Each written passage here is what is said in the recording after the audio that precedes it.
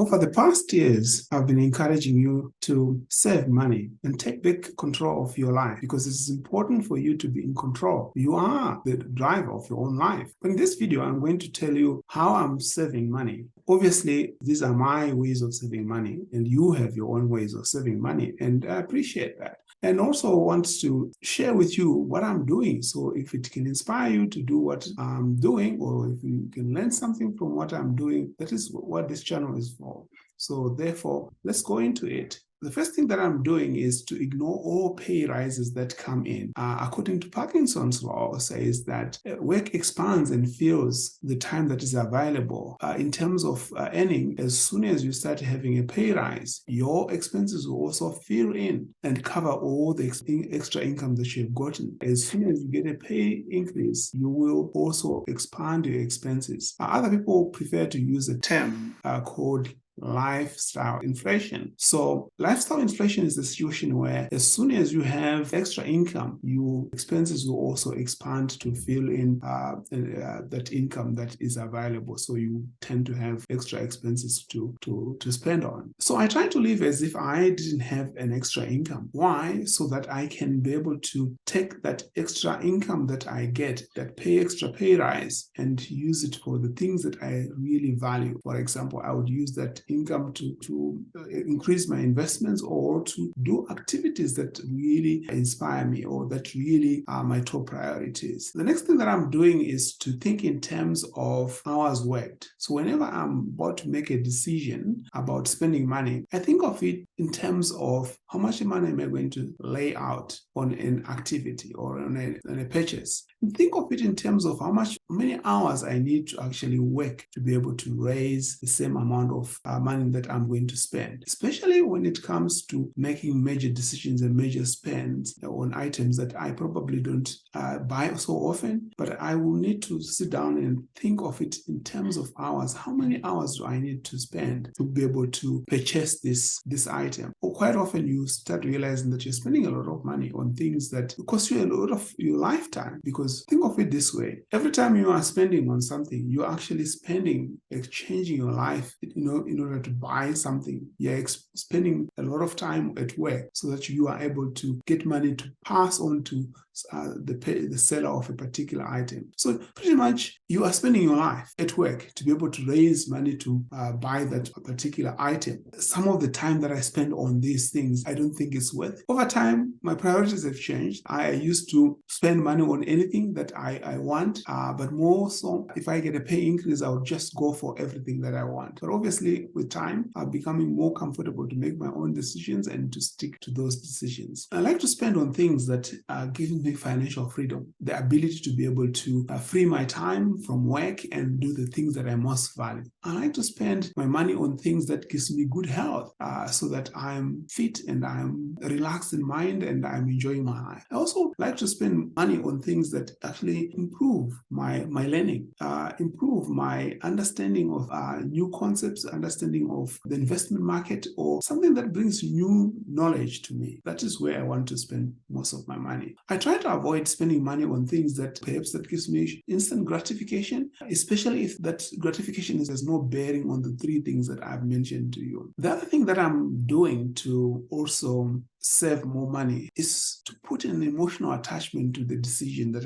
I have. So every time I'm thinking of saving money, I found out that nothing is achieved in life unless if someone has an emotion. If you have an emotion, be it of anger or be it of love, you will be able to achieve anything. Equally, in the matter of money and saving in particular, if you have no emotion, you have no reason for saving money, you will not save money. I try to put an emotion to what it would mean to me if I achieve financial freedom, if I can be on good health, or if I can learn something new, what it would mean for me. And with the right emotion, I can feel that I can do anything. So every time that I start thinking of spending, I go back to the emotion of what saving will entail to me. In the past, past, I used to feel strongly that I should do something for my mother. So every time I think of my mother and what she's done for me, I feel this strong emotion to serve and be able to achieve that objective. So unless you have an emotion, unless that emotion can drive you, you will not be able to serve. So every time you think of serving, think of the reason why. Les Brown says that if you have the why, you can always fix the how. So if you have the why for why you are serving, you will definitely be able to serve much easier than if you are serving just because it's a routine or just because what somebody said to you. So you must have your own emotions that drive you to act in a particular way. The other thing that I'm doing is making sure that I have the right narrative. If we're living in the days of social media,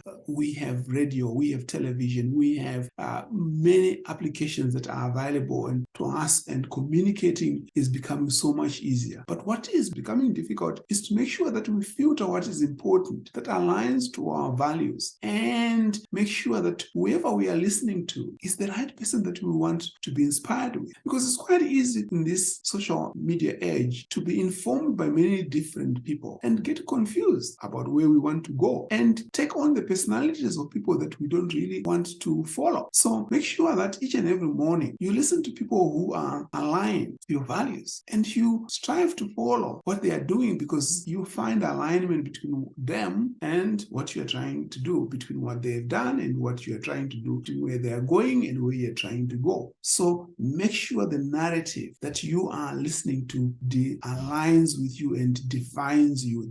Otherwise you will find easily that you are going the wrong direction. It's quite easy to be informed by people who are going totally different directions, the direction that you want to go. So make sure that you listen to yourself. This comes through finding time for yourself to understand yourself and understand the direction you want to go, but also understand what do you really need, what do you stand for. If you don't know what you stand for, or you don't know your values, if you don't know what is important to you, or you have not asked yourself what you stand for and what are your values, it's very easy to be picking values along the way and just going. People say be yourself. It's very important in the matter of understanding your narrative, because your narrative drives you, because it is that which will always come back to your mind when you start getting questions about certain things. The other point is the 7-day rule. Whenever I think of spending money that I have saved or that I'm earning from my employment, I have what I call the 7-day rule. The 7-day rule, in the past we used to hear elders saying, I need time to sleep on it. Realistically, that meant is that they need time to think through things and not be rushed into making a decision. In today's terms, it's much easier for people to be rushed into making decisions because there are a lot of emotions that are coming from social media, from the news, from many parts of the world,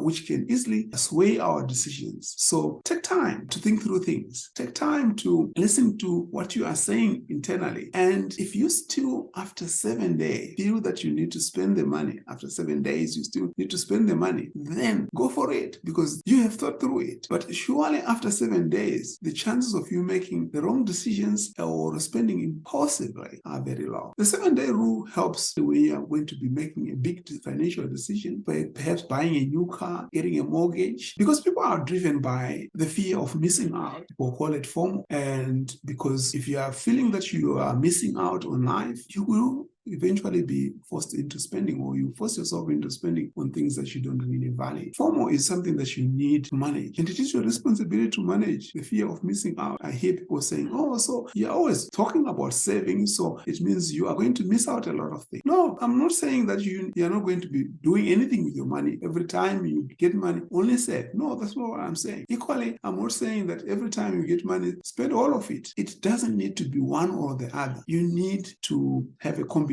of saving, but equally spending on what you really think is important. For me, spending on those 3 things I have mentioned, which is something that gives me financial freedom, and something that gets memories for me and also gives me good health, or something that allows me to learn. If you like what I've said, and if you think it works for you, take what works for you and leave what doesn't work for you. But I'm trying to help you with ideas of what has worked out for me. Certainly, this is not theory. This is actually something that I've done in my life. life. It might be that I'm wrong.